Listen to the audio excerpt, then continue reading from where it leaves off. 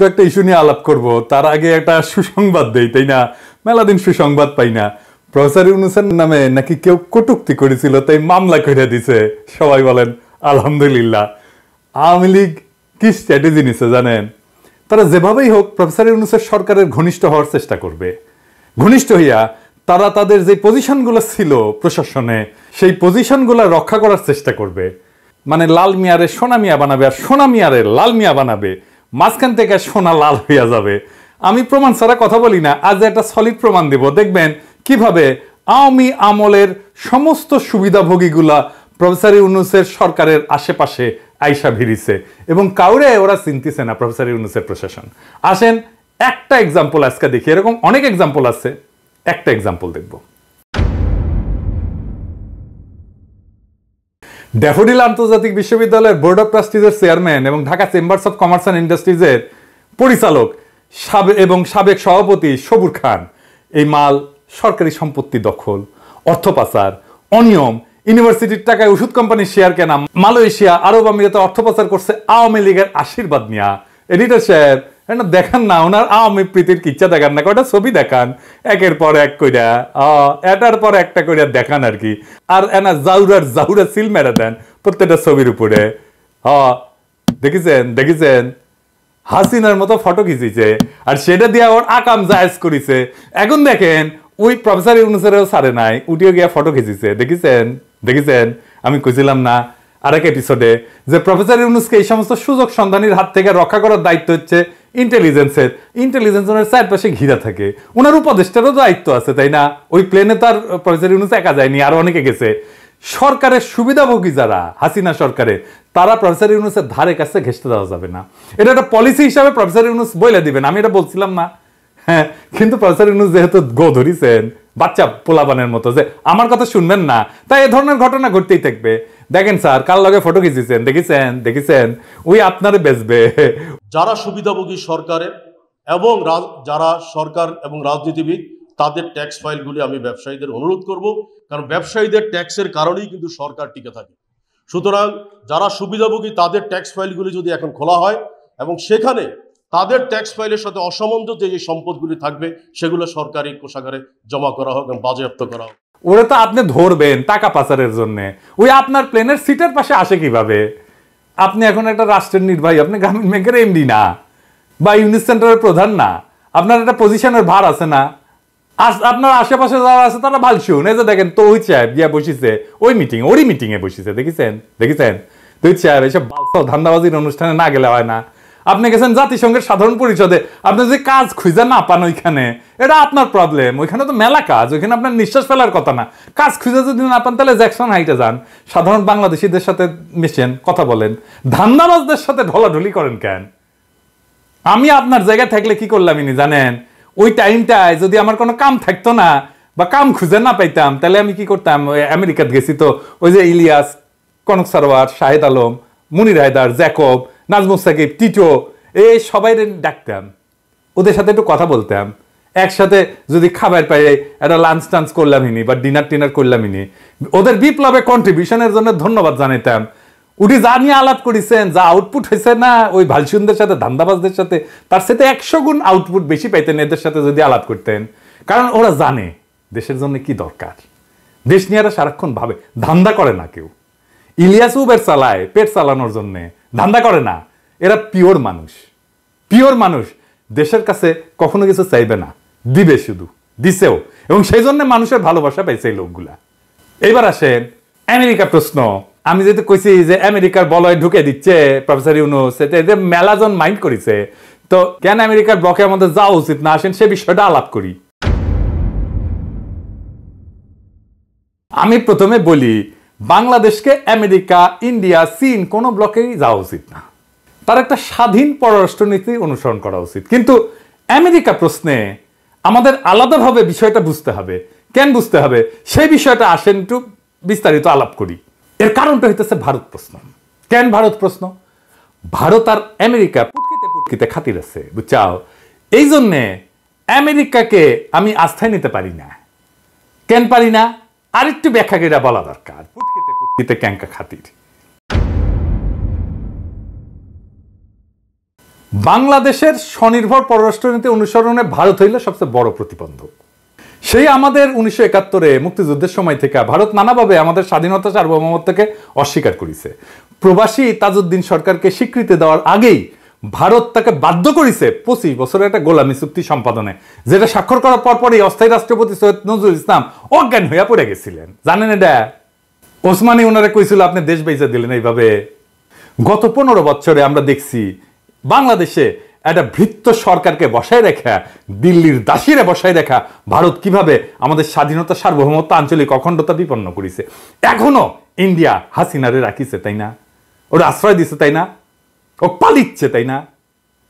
আর গদি মিডিয়া আমাদের পিছনে লেগে আছে, আমাদের বিপ্লবের পিছনে লেগে আছে। আমাদের এই নবলব্ধ গণতন্ত্রকে চিতায় তোলার কোনো চেষ্টা কি তারা বাকি রাখছে? রাখে নাই। এই প্রক্রিয়ায় তাদের বসানো ফ্যাসিবাদী ঘৃণিত হাসিনা সরকার জনগণের সকল অধিকার ধ্বংস করেছে। এমন সব ভয়ঙ্কর মানবতা বিরোধী অপরাধ করছে যার তুলনা শান্তিকালীন সময় পৃথিবীর কোনো দেশে নাই। কোনো দেশে নাই, আপনি কোথাও খুঁজে পাইবেন না। 1,500-এর বেশি মানুষ মারিছে কয়েকদিনে। এই চক্র বাংলাদেশের অর্থনীতিকে পঙ্গু করে দিছিল। এই ভয়াবহ ইতিহাস যেন ভুলে না যায়, সেই জন্য আমি এর উল্লেখ বারে বারে করব। ভারতের এই দুশ্মনির কারণে আমি তাদের খবরদারির তীব্র বিরোধী, এটা আপনারা জানেন। আমি মনে করি ভারত আমাদের দেশের সাথে আগে যেমন শত্রুতা করেছে, পরে শত্রুতা করবে, এখনো করিচ্ছে শত্রুতা। আমাদেরকে সব সময় অপমান আর পদানত করে রাখাটা তাদের ফরেন পলিসির ডিএনএর মধ্যে ঢুকে গেছে একেবারে। কংগ্রেস হোক, বিজেপি হোক, আর মমতা ব্যানার্জি হোক, কেউ এর থেকে বাইরে হবে না। এটা লিখে রাখতে পারেন। এইটা একটা অত্যন্ত ডেলিকেট সিচুয়েশন। আপনাকে যদি সামনে আগাইতে হয়, আমাদের দেশে খুবই স্ট্রং ভারত বিরোধী ভয়েস লাগবে, সক্রিয় কর্মপন্থা লাগবে। এবং যে কারণে হোক, আমি কাউকে এইটার জন্য মন্দ কথা বলবো না। পলিটিক্স যারা করে তারা এই পজিশনটা নিতে পারবে না সঙ্গত কারণে। আমি আর বিস্তারিত গেলাম না। একই সাথে বাংলাদেশ প্রশ্নে যে সমস্ত শক্তি ভারতের পক্ষ নিছে, ভবিষ্যতেও নিতে পারে, তাদের ব্যাপারে আমাদের অত্যন্ত সতর্ক থাকতে হবে। এখানেই আমেরিকার ভূমিকার কথা আসছে। আমাদেরকে প্রশ্ন করতে হবে, বাংলাদেশ প্রশ্নে আমেরিকা কি ভারতের বিরুদ্ধে দাঁড়াবে? এই প্রশ্নের যথাযথ এবং নির্ভরযোগ্য উত্তর না পেলে আমরা কি আমেরিকাকে বিশ্বাস করতে পারি? আমার ধারণা আমেরিকা ভারতকে উপেক্ষা করে আমাদের পাশে দাঁড়াইতে পারবে না। তার কারণগুলো কি এটা ব্যাখ্যা করি। কেন পারবে না আসেন এটা ব্যাখ্যা করি। যে কোনো দেশের কোনো একটা নীতি, পররাষ্ট্র নীতি বলেন আর রাষ্ট্রীয় নীতি বলেন না কেন, এটার কেন্দ্রীয় একদম মূল বিষয়টা হলো জাতীয় স্বার্থ, দেশের স্বার্থ। আমেরিকার স্বার্থ কার সাথে বেশি কেমনে বুঝবেন? বাংলাদেশের সাথে না ইন্ডিয়ার সাথে? কেমনে বুঝবেন? কিছু ফিগার দিয়ে, কিছু ডেটা দিয়ে, তাই না? আমেরিকা তো একটা পুঁজিবাদী দেশ, তাই না? আমরা তো জানি। সুতরাং একটা পুঁজিবাদী দেশের মূল লক্ষ্য কি? মুনাফা তৈরি করা। আজকের দুনিয়া সব দেশের জন্য এটা প্রধান বিষয়। 2022 সালে আমেরিকা এবং ভারতের মধ্যে বাণিজ্যের পরিমাণ কত ছিল জানেন? $191 বিলিয়ন। একই বছর আমেরিকার সাথে বাংলাদেশের বাণিজ্যের পরিমাণ ছিল $14 বিলিয়ন মাত্র। ভারতে আমেরিকার রপ্তানি ছিল $78 বিলিয়ন, মানে আমেরিকা যেটা রপ্তানি করে ভারতে। বাংলাদেশে আমেরিকার রপ্তানি ছিল $3 বিলিয়নেরও কম, 3 বিলিয়নেরও পৌঁছাতে পারে নাই। 2022 সালে ভারতে আমেরিকার সরাসরি বিনিয়োগ ছিল $46 বিলিয়ন। আর ওই বছর বাংলাদেশে আমেরিকার সরাসরি বিনিয়োগ ছিল $0.5 বিলিয়ন। আধা ফুটে পয়সাও দাম দেয় না আপনারে। এখন আপনারাই বলেন, আমেরিকার অধিক মুনাফা কার সাথে? বাংলাদেশের সাথে না ইন্ডিয়ার সাথে? ভারতের এত বড় রপ্তানি আর বিনিয়োগের বাজার বিসর্জন দিয়া আমেরিকা বাংলাদেশের সাথে থাকবে, এই চিন্তা আপনি কেমনে করবেন? ধুর পটান আমাদেরকে, আমরা বুঝি না। আমেরিকা কখনো আপনারে পাত্তা দিবে? কখনো ভারতের উপরে দিবে না। ভারত যেটা বলবে সেটা আমেরিকা মাইনা নেবে, এটা লিখে রাখেন। 2 নাম্বার, ইন্দো প্যাসিফিক অঞ্চলে চীনকে ঠেকানোর জন্য আমেরিকার নেতৃত্বে একটা কোয়াড হয়েছে না, জোট হয়েছে না? ওইটাতে ভারত অন্যতম সদস্য না? সদস্য তো। আমেরিকান প্রেসিডেন্টের ইন্দো প্যাসিফিক একটা কৌশলপত্র আছে, ওখানে কি বলছে জানেন? মানে ইংরেজিতে কইছে যে a like minded partner and leader in South Asia. ইংরেজি যেহেতু কইছে ঠিকই কইছে, তাই না? তো অর্থাৎ এটার মানে হইতেছে যে সমভাবাপন্ন মিত্র এবং দক্ষিণ এশিয়ার নেতা এবং কোয়াডের চালিকা শক্তি ভারত। এবং ওই কৌশলপত্রের অ্যাকশন প্ল্যান, একটা প্রধান অ্যাকশন হইল support India's continued rise and regional leadership. তার মানে হইতেছে ভারতের যে ক্রমাগত উত্থান এবং আঞ্চলিক নেতৃত্বকে সহায়তা করা। এটা লিখিত পরিতরে ভাই, প্রেসিডেন্টের ডকুমেন্ট, আমেরিকান প্রেসিডেন্টের ডকুমেন্ট। দেখেন, এইটা হইল ভারতের প্রতি আমেরিকার শীর্ষস্তম স্তরে সরকারি নীতি। আমেরিকান প্রেসিডেন্টের এই কৌশলপত্রে বাংলাদেশের নাম খুঁজে পাবেন? খুঁজেন, পাবেন না। আমি পাই নাই, আপনারা পাইলে জানায়েন। এরপরেও কি কেউ ভাববেন যে ভারতের বিপক্ষে আমেরিকা বাংলাদেশের পক্ষ নেবে? তৃতীয়ত, আমেরিকায় ভারতের যে হিন্দুত্ব লবি, সেটাকে ইসরায়েলি লবির কাছাকাছি শক্তিশালী মনে করা হয়। আমরা কিন্তু খুব একটা এই বিষয়ে সচেতন না। এই হিন্দুত্ববাদী লবির চাপে ক্যালিফোর্নিয়ার গভর্নর বর্ণ প্রথা, এটা ক্যালিফোর্নিয়ার সংসদে নিষিদ্ধ করার সিদ্ধান্ত নিয়েছিল, ওইটাতে স্বাক্ষর করতে পারে নাই। এই যে অ্যান্ড্রু ককবার্নের যে প্রবন্ধ, এটাতে কয়েকটা গুরুত্বপূর্ণ ঘটনা এবং তাদের কার্যক্রমের বিশদ বিবরণ আছে, যা আমেরিকায় হিন্দুত্ববাদী লবির উত্থান এবং তার রাজনৈতিক সামাজিক প্রভাব তুলে ধরছে। এর মধ্যে কয়েকটা আমি এখানে উল্লেখ করি। যে এখানে দেখানো হয়েছে যে কিভাবে হিন্দুত্ববাদী সংগঠনগুলো, যেমন Hindu American foundation HAF, American রাজনৈতিক মহলে প্রভাব বিস্তারে সক্রিয়। তারা মার্কিন রাজনীতিবিদদের সাথে সংযোগ স্থাপন করে এবং তাদের কাছে ভারতের হিন্দুত্ববাদী এজেন্ডা তুলে ধরে। এইসব সংগঠন মার্কিন নীতি নির্ধারকদের প্রভাবিত করার চেষ্টা করে। যেমন তারা ভারতে মুসলিম সম্প্রদায়ের উপরে নির্যাতন এবং কাশ্মীর ইস্যুতে তারা মার্কিন নীতি নির্ধারকদের প্রভাবিত করার চেষ্টা করে যেন তারা ভারতের মুসলিম সম্প্রদায়ের উপর নির্যাতন এবং কাশ্মীর ইস্যুতে নীরব থাকে। 2 নাম্বার, 2014 সালে মোদির আমেরিকা সফরের কথা উল্লেখ করা হয়েছে এখানে। ওইখানে হিন্দুত্বপন্থী আন্দোলনের জন্য একটা গুরুত্বপূর্ণ মাইল ফলক হিসাবে বিবেচনা করা হয়। মোদি যখন প্রধানমন্ত্রী নির্বাচিত হয়, তখন তার উপরে 2002 সালে গুজরাট দাঙ্গায় জড়িত থাকার অভিযোগে আমেরিকার কিন্তু ভিসা নিষেধাজ্ঞা ছিল। কিন্তু প্রধানমন্ত্রী হওয়ার পর মোদি আমেরিকা সফর করতে সক্ষম হয় এবং ভারতীয় আমেরিকানদের মধ্যে ব্যাপক সমর্থন পায়। এবং তার ওই সফরের সময় নিউ ইয়র্কে ম্যাডিসন স্কোয়ারে তার জনসভা ছিল উল্লেখযোগ্য, যেখানে আমেরিকার রাজনৈতিক ব্যক্তিত্বরা উপস্থিত ছিলেন এবং তাকে সমর্থন জানাইছিলেন। এই প্রবন্ধে বিশেষভাবে উল্লেখ করা হয়েছে যে কিভাবে হিন্দুত্ববাদী লবি কাশ্মীরের স্বায়ত্তশাসন বাতিলের এই যে অনুচ্ছেদ 370, এটার পরিপ্রেক্ষিতে আমেরিকায় ভারতের অবস্থানকে সমর্থন জানাইতে সক্রিয় ভূমিকা নিয়েছিল। 2019 সালে ভারতের বিজেপি সরকার কাশ্মীরের বিশেষ মর্যাদা বাতিল করছিল না, মনে আছে না? তারপরে এই লবি মার্কিন রাজনীতিবিদদের প্রভাবিত করতে সচেষ্ট হয় যেন তারা ভারতের এই পদক্ষেপের সমালোচনা না করে এবং এই বিষয়টাকে ভারতের আভ্যন্তরীণ বিষয় হিসেবে দেখে। এই প্রবন্ধে আরো দেখানো হয়েছে যে কিভাবে হিন্দুত্ববাদী লবি ভারতে মুসলমানদের উপরে নির্যাতনের ঘটনাগুলোকে নিয়ে আন্তর্জাতিক সমালোচনা বন্ধ করার চেষ্টা করছে। ভারতে গোহত্যার অভিযোগে মুসলিমদের উপরে হামলা যেগুলো হয় না এবং নাগরিকত্ব সংশোধনী আইনের মতো মানে CAA এর মতো বিতর্কিত আইনের কারণে যে সমালোচনা বাড়তে থাকে, কিন্তু এই লবি মার্কিন রাজনীতিবিদদের প্রভাবিত করে যেন তারা ভারতের সমালোচনা না করে, বরং ভারতের সাথে সম্পর্ক মজবুত করার দিকে মনোনিবেশ করে। এবং এইভাবে ইন্ডিয়াতে হিন্দুত্ববাদী সংগঠনগুলো আমেরিকায় তাদের রাজনৈতিক সামাজিক প্রভাব বিস্তার করছে এবং একই সাথে ভারতের হিন্দু জাতীয়তাবাদী এজেন্ডাকে বৈশ্বিক মঞ্চে তুলে ধরছে। এখন বলতে পারেন যে ওইখানে তো বাংলাদেশের অভিবাসীরা আছে। বাংলাদেশের অভিবাসীদের আমেরিকার রাজনীতিতে বস্তুত কোনো প্রভাব নাই। এটা শুনতে খারাপ লাগবে, কিন্তু আসলে নাই। আমেরিকার বিভিন্ন স্থানে উল্লেখযোগ্য বাংলাদেশি থাকলেও তারা রাজনৈতিকভাবে সংগঠিত হয়ে উঠতে পারেন নাই। তাই এই হিন্দুত্ববাদী লবির সাথে তুলনা করার কোনো প্রশ্নই ওঠে না। এই লবির শক্তি এবং তার নেতিবাচক প্রতিক্রিয়ার কথা ভাইবা আমেরিকার অধিকাংশ রাজনীতিবিদ বাংলাদেশের পক্ষ নিয়ে ভারতের বিরুদ্ধাচারণ করবে না, এটা লিখে রাখতে পারেন। এখন আপনারাই বলেন, বাংলাদেশ প্রশ্নে আমেরিকার উপরে ভরসা রাখা যায় ভারতের এইরকম রোলের উপরে? তা আমি তো রাখতে পারতেছি না। আমার মনে হয় যে কোনো বুঝমান মানুষ এটা রাখতে পারবে না। তবে বিশ্ব রাজনীতিতে শেষ কথা বললে তো কিছু নাই, তাই না? গত 1 বছরে ভুটান ছাড়া দক্ষিণ এশিয়ার বাকি রাষ্ট্রগুলোতে ভারতের নীতির চরম বিপর্যয় ঘটছে। আমেরিকা যে আশা করছিল ভারত দক্ষিণ এশিয়ার নেতৃত্ব দেবে, সেটা ভুল প্রমাণিত হয়েছে। উল্টা এই অঞ্চলে ইন্ডিয়া আউট এখন প্রায় চূড়ান্ত।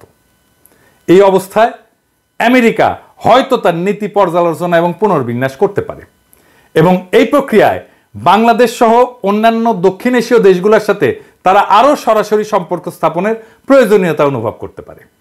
আমি এই সম্ভাবনাকে অতিরিক্ত গুরুত্ব দিতে চাই না, কারণ আমি যে কারণগুলো বললাম তাতে আমেরিকার উপরে ভারতের যথেষ্ট প্রভাব আগামীতেও বিদ্যমান থাকবে।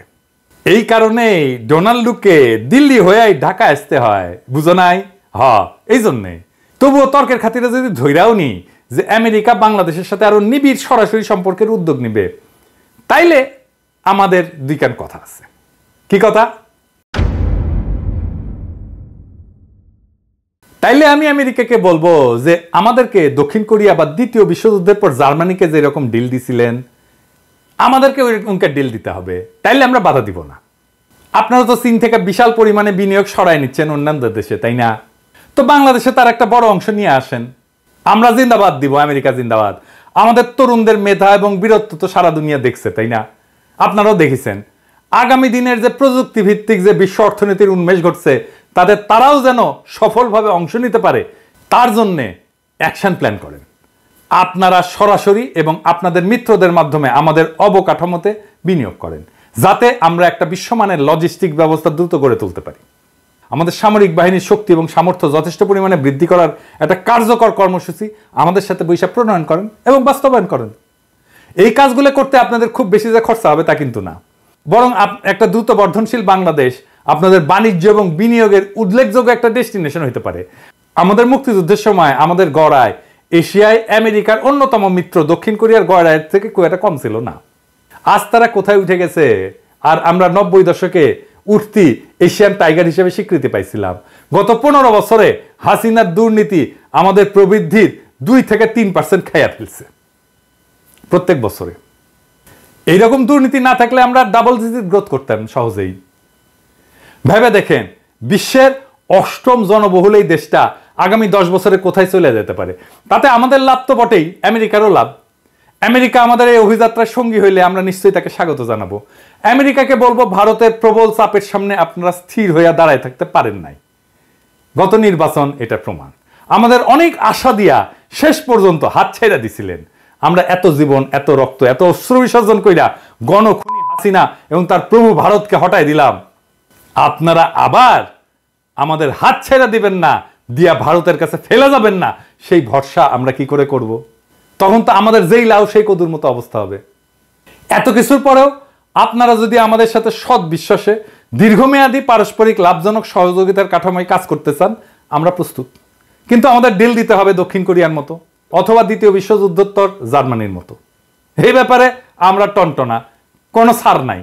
আমরা কিভাবে একসাথে কাজ করতে পারি তার একটা খসড়া রূপরেখা আজকে দিলাম আপনাদেরকে। আপনারা এই পথে আগাবেন কিনা সেটা আপনাদের সিদ্ধান্ত। তবে এটা মনে রেখেন, ভিত্তিহীন আশ্বাস এবং অর্থহীন প্রতিশ্রুতির উপরে আমরা আস্থা রাখবো না। আমরা আমাদের সব পথ অপশন খোলা রাখবো। আপনারা যদি আমাদেরকে ভারতের হেজিমনির মধ্যে ফেলে রাখতে চান, তাহলে সেটা আমরা কোনোভাবে মেনে নেব না। মেনে তো নিবই না, দরকার হলে আবার প্রাণ দেব। তাইলে আপনারা তো দেখতেই পারতেছেন, এরকম হইলে এইটার বিরুদ্ধে আমাদের ফের রুখে দাঁড়াইতে হবে, ফাইট করতে হবে। এবং সেই লড়াই চীন যদি আমাদের পাশে এসে দাঁড়ায়, তাহলে সেটাই হবে। কেস ক্লিয়ার, কথা ফাইনাল। আমার কথা কলে স্ট্রেইট।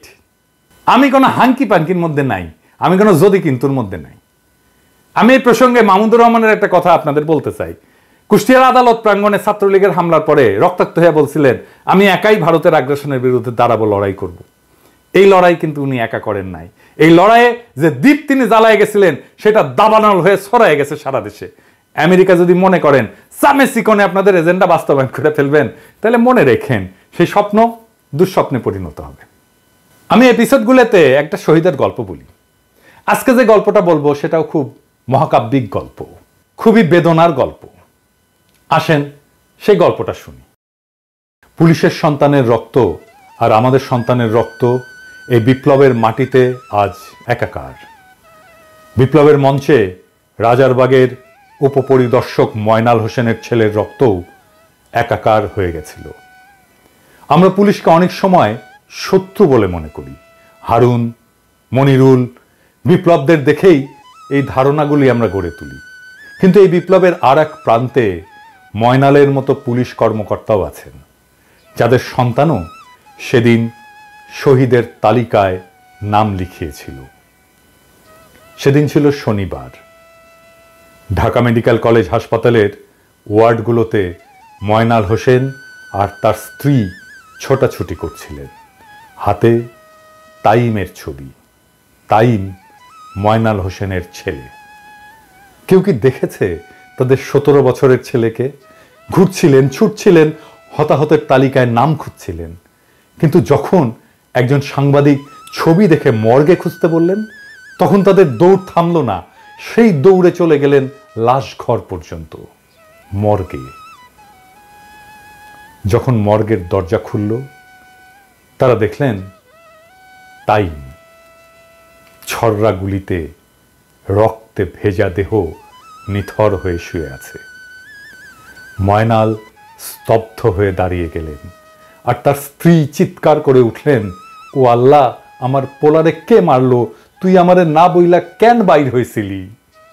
এতদিন যে ছেলেকে আটকে রাখতে পারেননি, তাকে হারিয়ে ময়নাল তখনও বলছিলেন, স্যার, আমার ছেলেটা মারা গেছে, বুলেটে ওর বুক ঝাঁঝরা হয়ে গেছে, স্যার, আমার ছেলে নেই। ময়নালের চোখে অশ্রু, আর সেই অশ্রুতে প্রশ্ন, একজনকে মারতে কতগুলো গুলি লাগে স্যার? তাইম ছিল তাদের সন্তান, যেমন ছিল আমাদের। ময়নালের তাইম আজ শহীদি কাফেলার অবিনাশী নাম। বিপ্লবোত্তর বাংলাদেশে পুলিশকে আর শত্রু মনে করবেন না। পুলিশে শুধু হারুন, মনিরুল বা বিপ্লবেরা নয়, ময়নালের মতো বাবারাও আছেন, যাদের সন্তানেরা আমাদের এই বিপ্লবের অংশ। এই বিপ্লব এইভাবে পুলিশের সন্তানকেও বিপ্লবের মশাল নিয়ে রাস্তায় নামায়। যেই ময়নাল তাইমের জন্ম দেয়, সেই ময়নালেরা আমাদের শত্রু না, আমাদের ভাই। সেই ময়নাল পুলিশ হয়েও গর্বে আমাদের মাথা উঁচু করে দেয়, এক নতুন বাংলাদেশ গড়ার স্বপ্ন দেখায়, যেই বাংলাদেশ মজলুম আর জালিমে বিভক্ত নয়, যেই বাংলাদেশ শুধুই নাগরিকের, যাদের একটাই লক্ষ্য দেশকে এক অনন্য উচ্চতায় পৌঁছে দেওয়া।